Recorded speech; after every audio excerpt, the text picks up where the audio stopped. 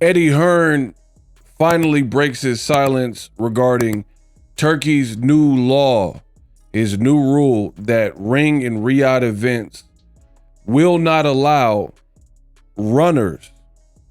Yeah, that's right. You heard it. It will not allow running. That is not something they condone.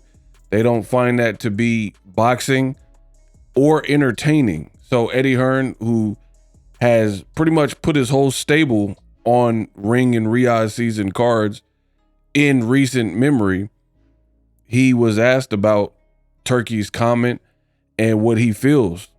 So in this video, I'm going to break down what he said. Now, Eddie Hearn's getting ready for a fight, and he was basically asked about the Turkey no running rule. I've made several videos about it. I will continue to do such. And Eddie Hearn's comments were very interesting, and I'm just going to paraphrase. One thing that I noticed is all of these promoters, they're almost a level of desperation. Like, they're shook by Turkey. Turkey has provided them money and thrown events, and it's really taken the burden off the promoter because they don't stand to lose a bunch of money if the fight doesn't sell on pay-per-view or the live gate. So there's a trade-off. The trade-off is your soul, your brand identity, your integrity. You now become almost like a worker at your own company, right? Like Rematch Room in Queensbury. Because if it's like a bad relationship, let's say there's a relationship where there's a guy, he's the breadwinner, the woman is not working at all. She has no money except for the money that is produced by the man. Guess what?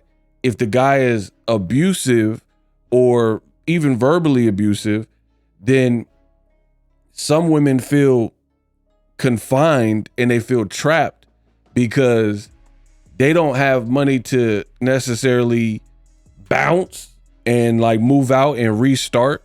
So even if they're unhappy in situations, and I'm not saying that a woman should do this, I'm just telling you how the game goes.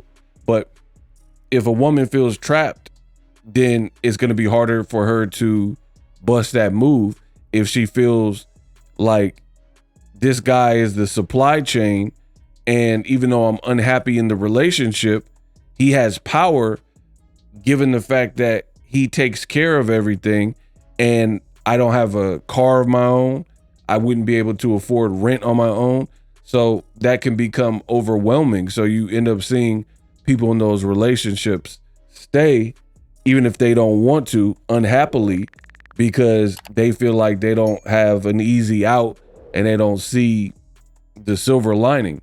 That's exactly what's going on here, is where, yes, you're a company, but you're kind of beholden to him. So these promoters that are heavily working with him, they seem to agree with everything he does. The reality is, a lot of Turkey's ideas, in my opinion, in my honest opinion, are dumb. Like Alcatraz fights and Times Square, and they're saying Canelo Crawford is going to happen in the daytime because of UFC. These aren't good business ideas. But again, since he's in charge of the money and he's cutting the check, then a lot of these guys just shut up. And a lot of the media, they need Turkey. They wouldn't be where they're at. They wouldn't be making no money without Turkey. So a lot of media has now been compromised. Oscar De La Hoya talked about it in his Clapback Thursday. So it's funny where the game's at right now. But Eddie Hearn, you know, he's almost, where I'm from, we call it talking out of both sides of your neck. Like, on one hand, you are saying, Eddie Hearn was like, you can't really force a person to fight a certain style, and it's going to negatively affect certain people because that's just not how they fight. That's just not their style, right? Which is exactly what I've said regarding this topic. You can't force a muff to fight how you want them to fight because you want to see action. It's about self-preservation, collecting the dub. And as long as you're not cheating, going outside of the actual rule set, then everything is fair game, you know? And I've already went over this. It's no different than a coach or somebody from outside of the ring. I've seen coaches give the best advice possible to their fighter, but the fighter has to actually take that, heed it, and then implement whatever advice.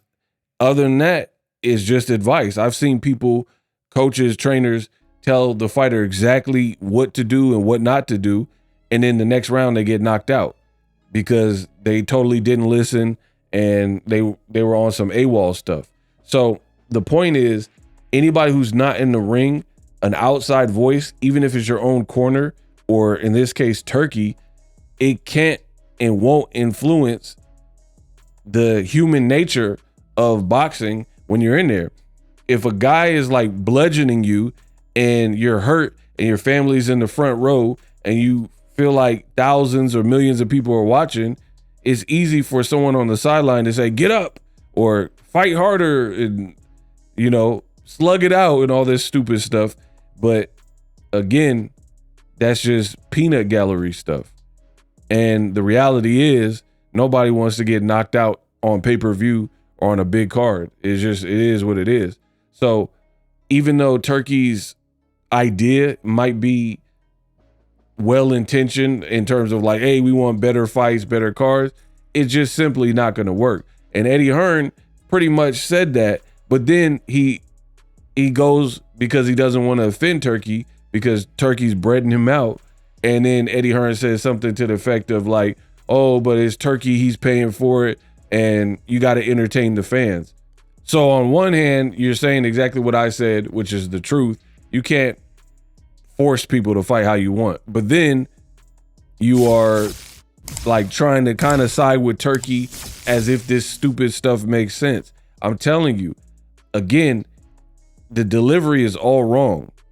You can maybe put out like some 2 cents. Like, for example, Turki has a ring ambassador, Hamza Shiraz, a Muslim fighter, and he just fought in a Muslim country in Saudi Arabia against Carlos Adames. Why didn't he tell Carlos Adames to step it up? And then if you don't step it up, I'm done with you, right? Because that's what it seems like you want. Hamza Shiraz did not look good, but instead you have a Muslim fighter, Hamza Shiraz, who gets rewarded with the main event in New York versus Edgar Berlanga over a person like Shakur Stevenson. So for me, this is not making sense. You're really profiling and singling out certain styles, and it'll be funny to see how this plays out because at the end of the day, these fighters, a lot of them have been training since they were 4, 5, 7 years old, right? So some of these things are ingratiated and ingrained into them. So Turki can't, you're not going to stop somebody who has defense and develop these habits if there's danger on the horizon, if they fight in the style that you want them to fight. I don't care what none of y'all talking about. That's boxing. As long as you're not cheating, PEDs and stuff like that, everything is fair play. Of course, like for me, I'll be real, the Haney Ramirez fight was boring, that particular one, but not fights like that some people call runners, like Erislandy Lara fights, or you know, his fight with Canelo, or Floyd Mayweather fight with Canelo. Those are great fights where the person's not running. The race fans and the racists are angry because the darker skinned fighter is fighting in a way that's troubling a plotting kind of one-dimensional fighter, right? Nobody had a problem with Canelo and Kirkland because it was a shootout, and James Kirkland, a black fighter, has no defense. But then you put Canelo in with a Bivol, or especially fighters like Mayweather and Erislandy Lara, then it's a big problem. And then people are like, oh, this is boring, he ran. Because people want rock'em sock'em robots, and you want a guy to be dumb and stand in front of you like an idiot. And it's so funny that Turki comes out with this rule because he seems real cool with Terrence Crawford, but then you're setting him up with a much bigger Canelo. So tell Terrence Crawford, don't box and run and fight how you normally fight against Canelo, despite going up 14 pounds. So I can't wait to see how this plays out for Ring and Riyadh season cards. But to me, it's ridiculous to try to control the fighter and their style.